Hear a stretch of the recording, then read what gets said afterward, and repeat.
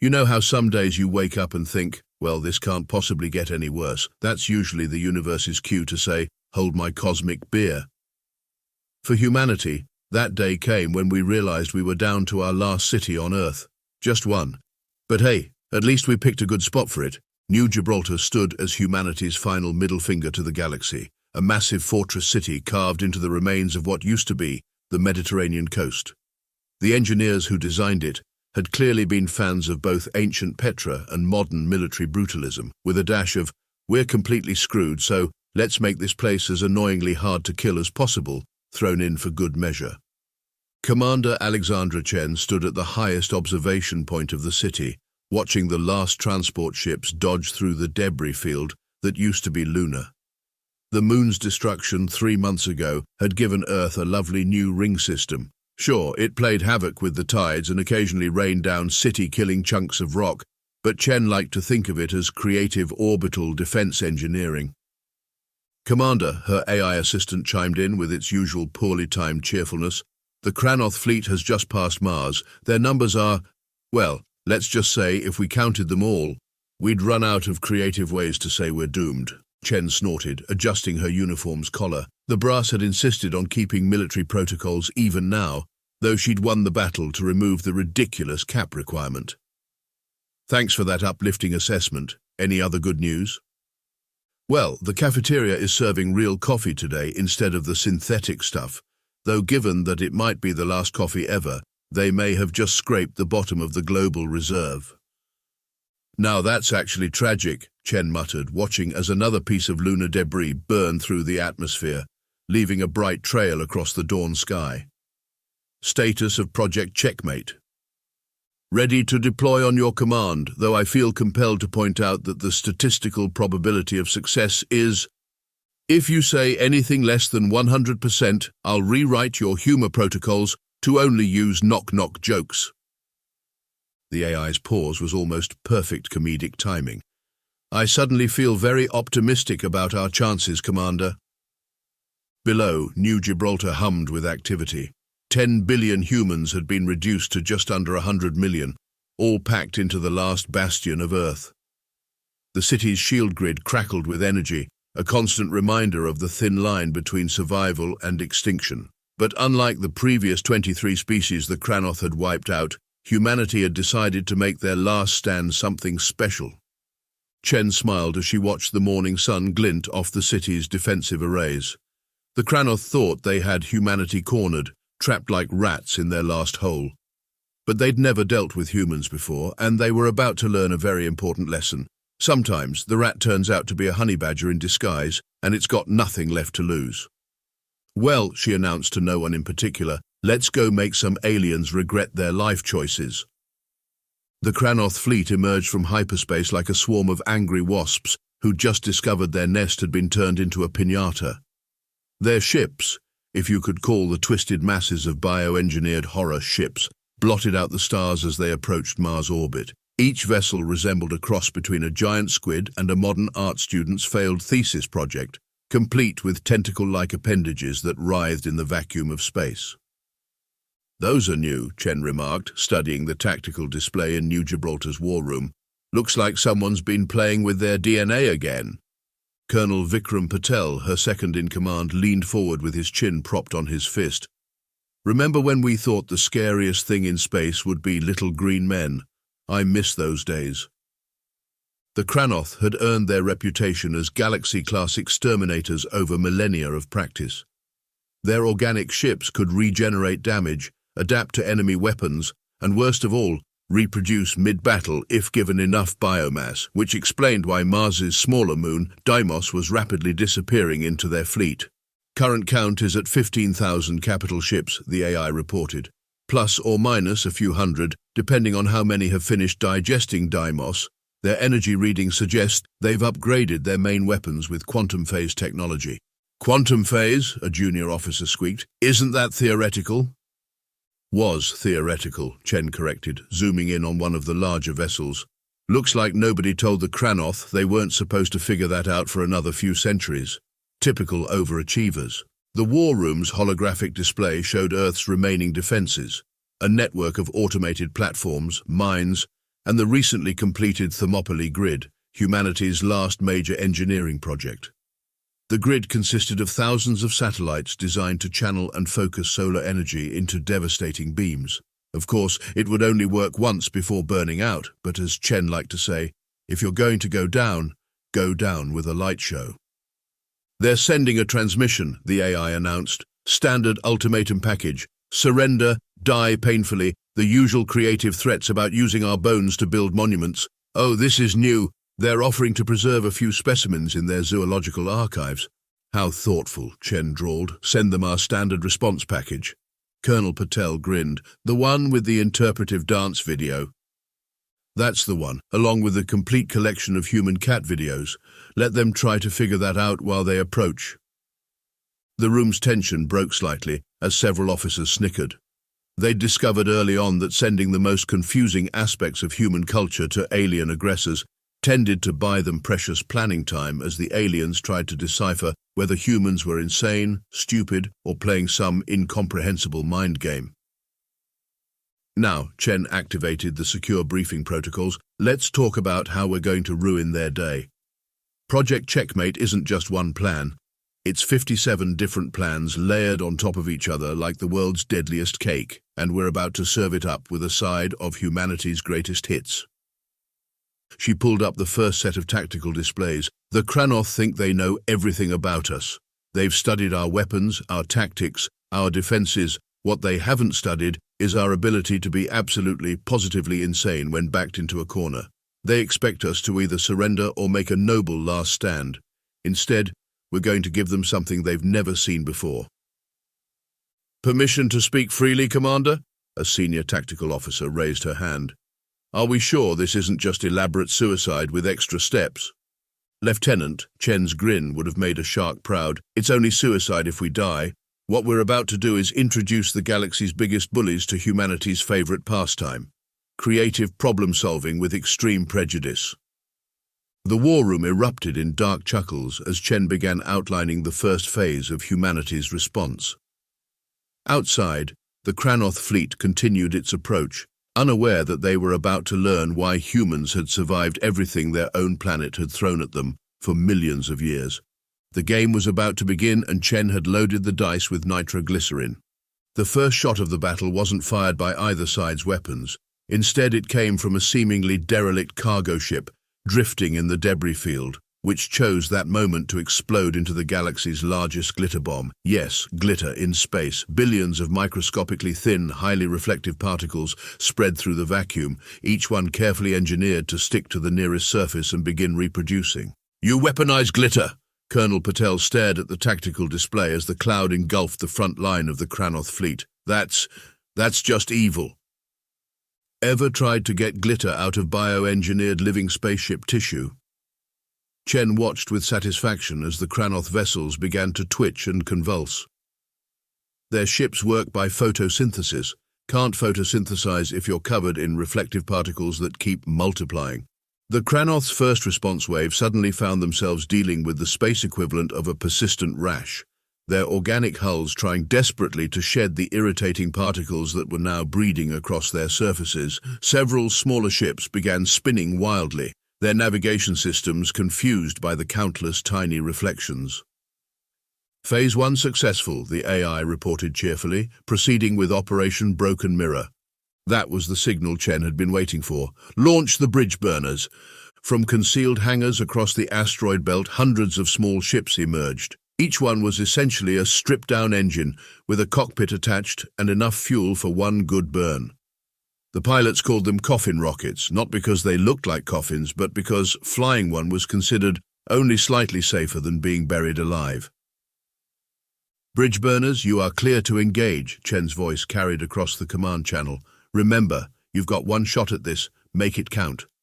What followed was either the most brilliant display of tactical insanity in human history or the most successful example of synchronized chaos ever attempted. The small ships darted through the glitter-confused Kranoth fleet, each one targeting a specific larger vessel, but instead of attacking, they simply attached themselves to the alien ships and activated their engines at full power. Think of it as really aggressive ballroom dancing, Chen had explained during the briefing. except one partner is trying to eat you, and you're trying to make them slam into their friends. The result was spectacular. Kranoth ships, already struggling with their glitter infestation, suddenly found themselves being yanked in random directions by the much smaller human vessels.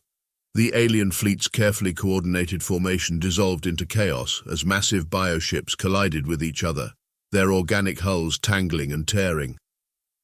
Kranoth Command is broadcasting, the AI announced. They seem upset. My translation software just gained 17 new curse words. Send them a message, Chen ordered. Just 3 words, that's not all. On cue, the second phase of humanity's attack began.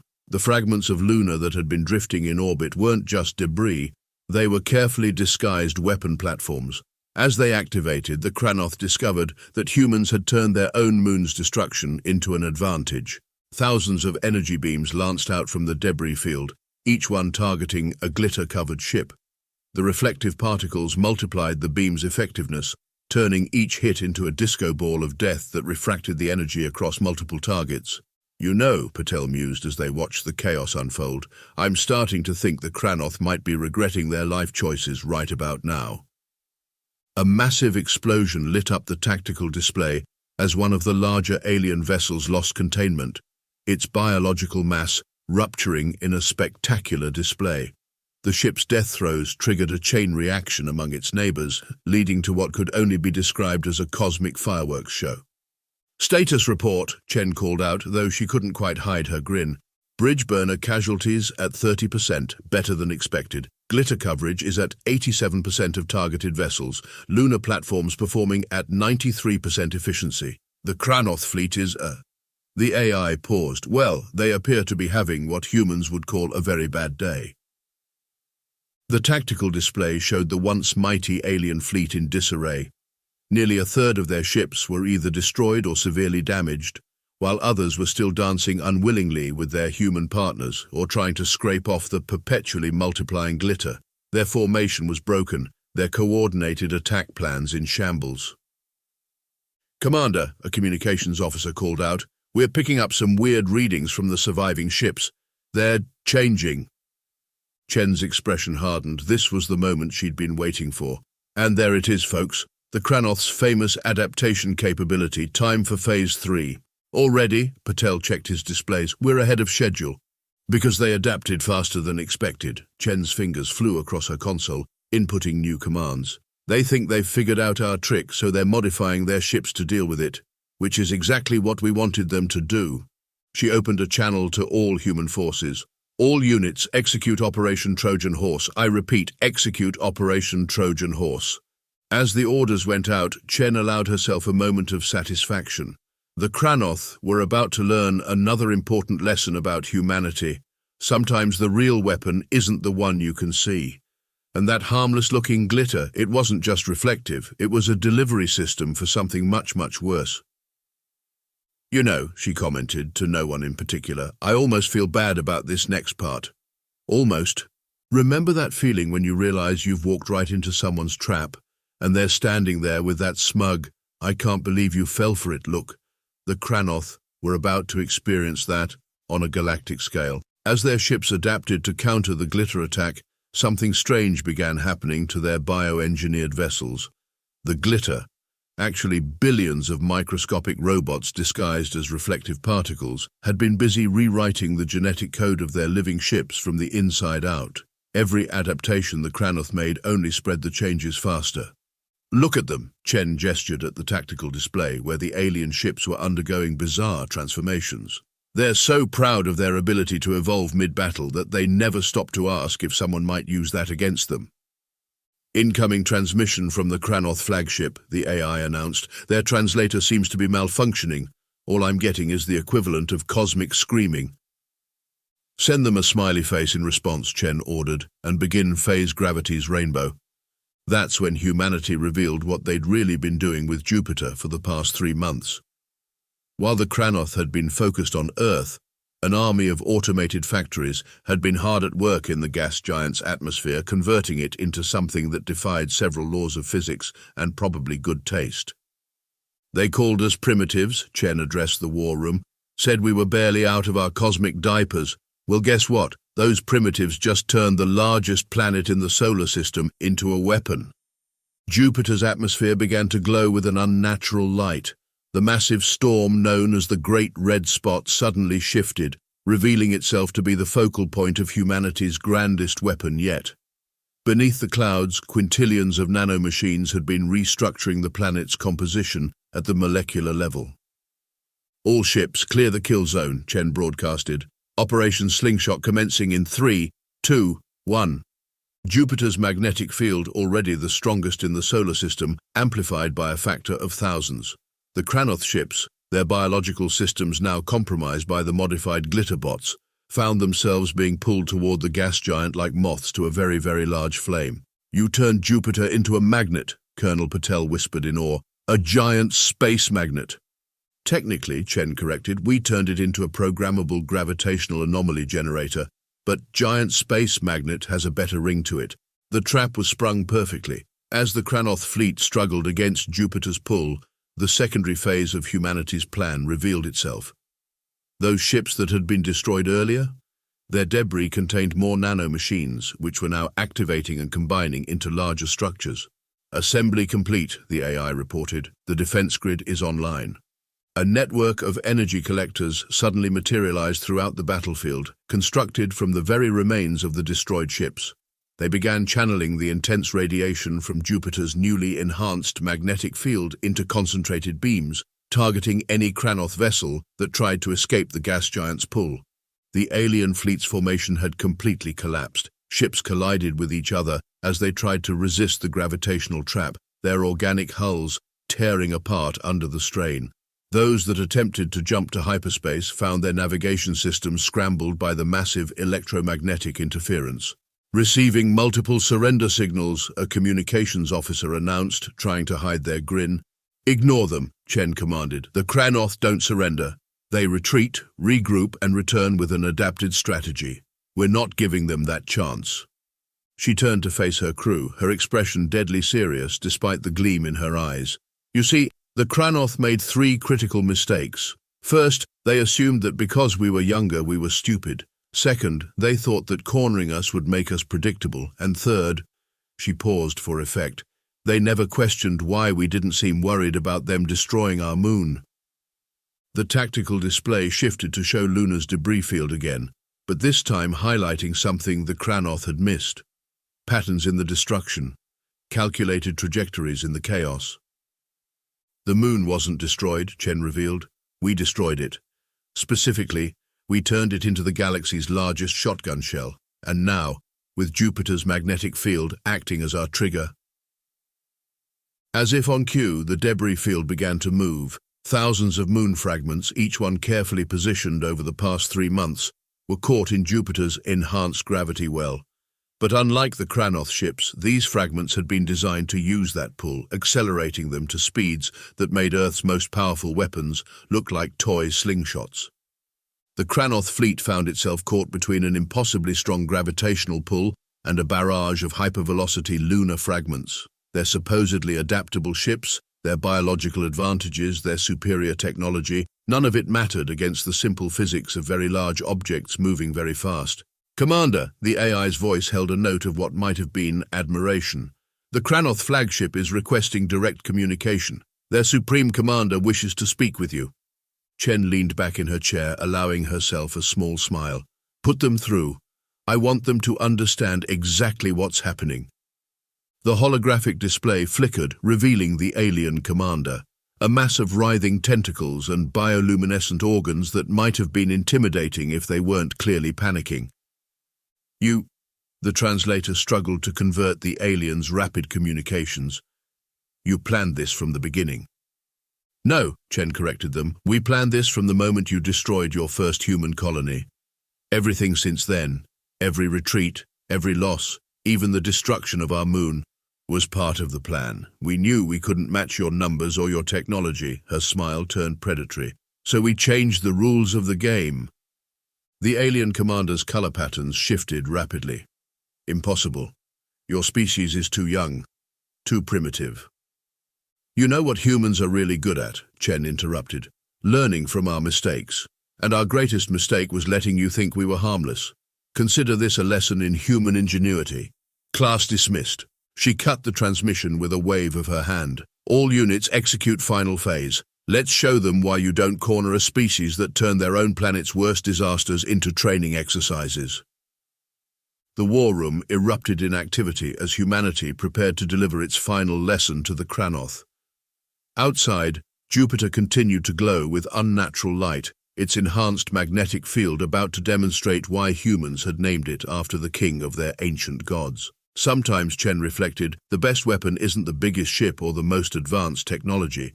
Sometimes it's simply the ability to think so far outside the box that your enemies don't even realize there was a box in the first place. The space around Jupiter had become a cosmic light show of destruction. Lunar fragments turned into makeshift projectiles, streaking through space like nature's own mass drivers. The Kranoth fleet, once proud and organized, now resembled a swarm of panic-stricken insects caught in a hurricane. Enemy fleet attempting to regroup near Jupiter's North Pole, the AI reported. They're trying to use the magnetic interference as cover. Chen nodded, tapping her fingers on the command console. Exactly where we want them. Begin final countdown for Operation Big Red Button. You didn't actually name it that, Patel groaned. When you save humanity, you get to name things whatever you want, Chen replied, bringing up the master control interface. Besides, what would you call a plan to turn Jupiter into the biggest bomb in human history?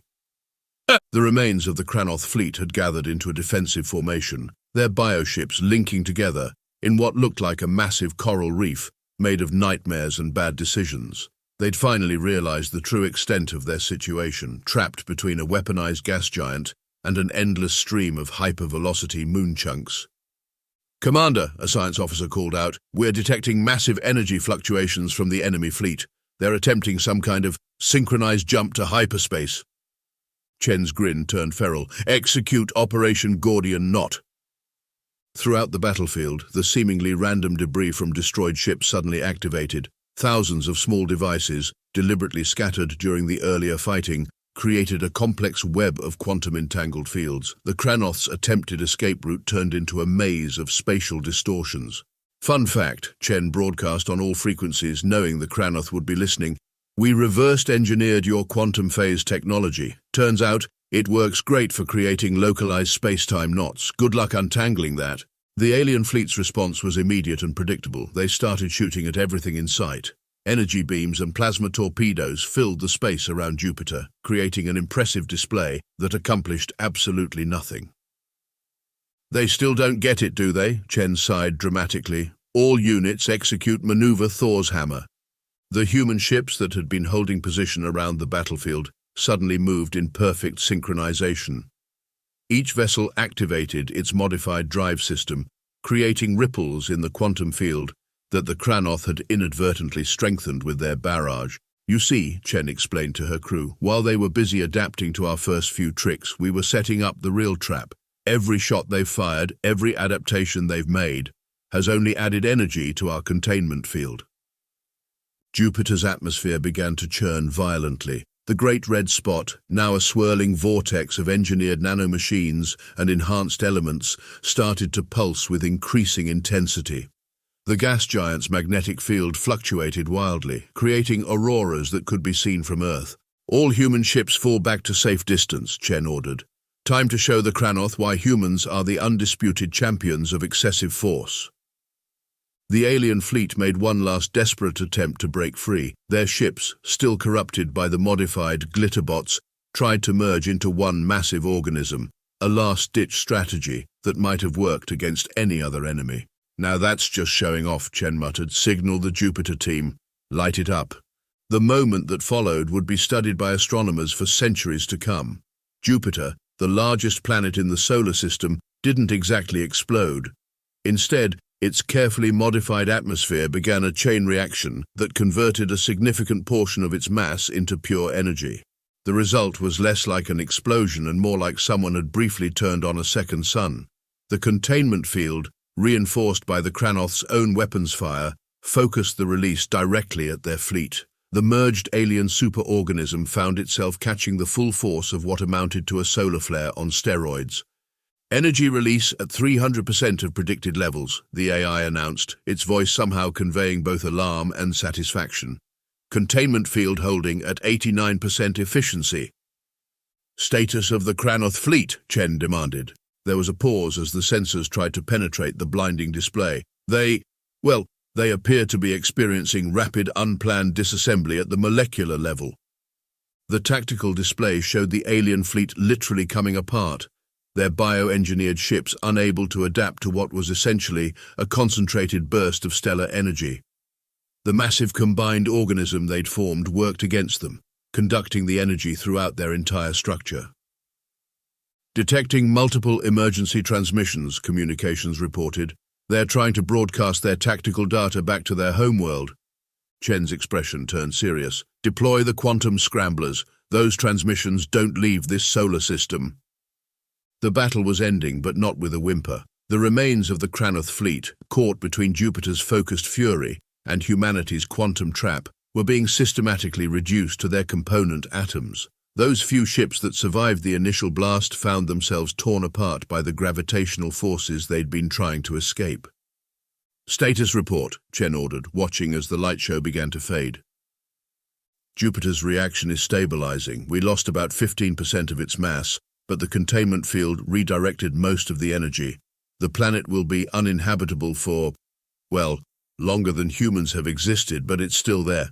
Enemy casualties, total. The AI managed to make the single word sound both clinical and satisfied.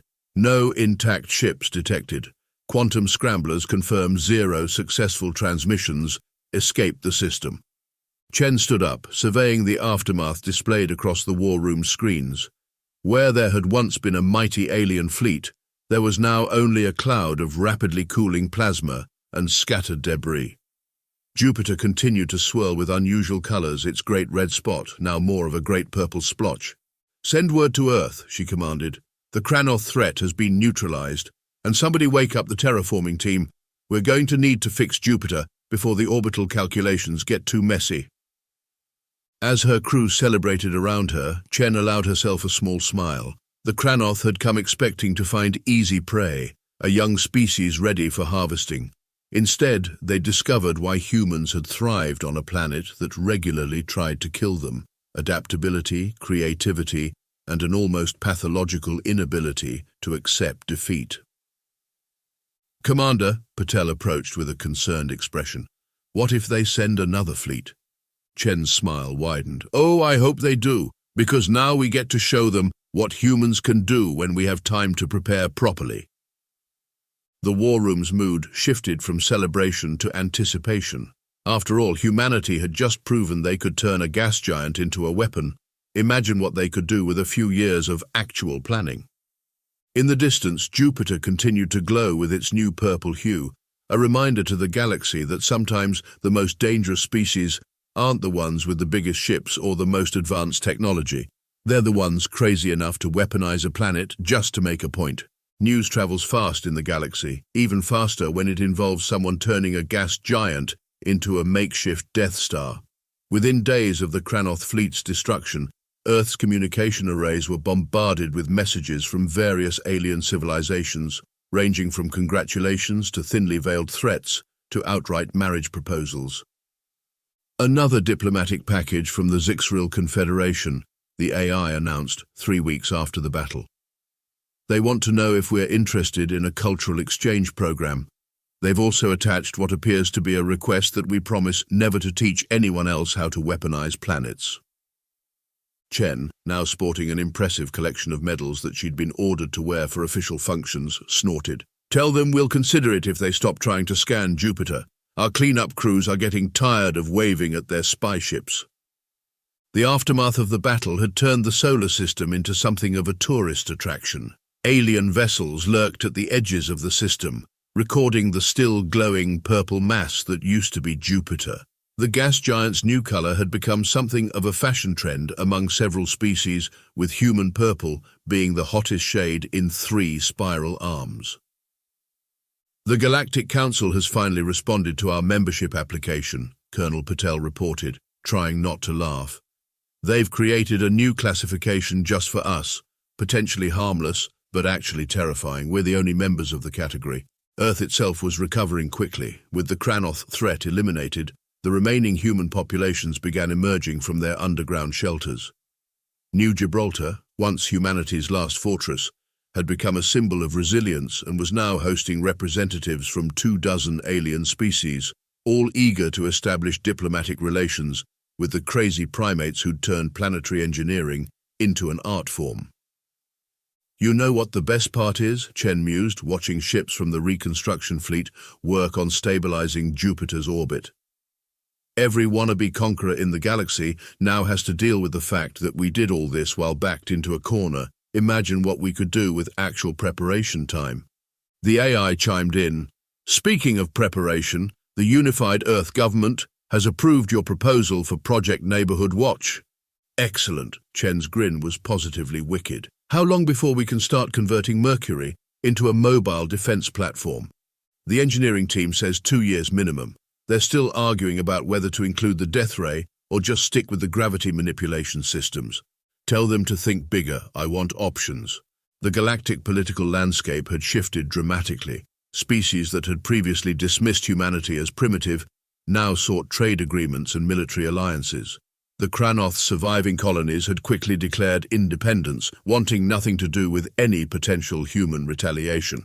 Earth's official response to its new position in the galactic community was published exactly 1 month after the battle. It was a simple message, broadcast on all frequencies in every known language. To all concerned parties in the galaxy, thank you for your recent interest in human military capabilities. We hope the demonstration with Jupiter has answered most of your questions. For those still curious about Earth's defensive capabilities, please note that Jupiter was our first attempt at planetary engineering. We've gotten much better at it since then. We look forward to peaceful cooperation with all species. For those considering alternatives to peace, we've prepared an informative video showing what we can do with the other planets in our system. The presentation includes 3 new forms of physics we invented last week. Have a nice day, humanity. As Chen finished approving the message, she looked out at the busy reconstruction efforts around Earth. Human ships moved confidently through space, their designs already incorporating technologies reverse-engineered from the Kranoth debris. Below, the cities were emerging from their fortifications, reaching toward the stars once again. Any response to our message? She asked.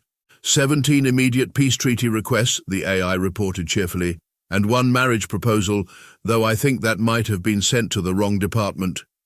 Chen nodded, satisfied. Humanity had survived its trial by fire, emerged stronger, and put the galaxy on notice. Not bad for a species that had started out throwing rocks at their food. Well, she announced to no one in particular, I guess it's time to start planning those diplomatic meetings. Someone remind me, which color stays farthest away from purple in the electromagnetic spectrum? I want to repaint Jupiter just to mess with them. The future was looking bright for humanity, possibly because they'd technically added a second sun to their system, but mostly because they'd finally found their place in the galaxy, right at the top of everyone else's Do Not Invade list.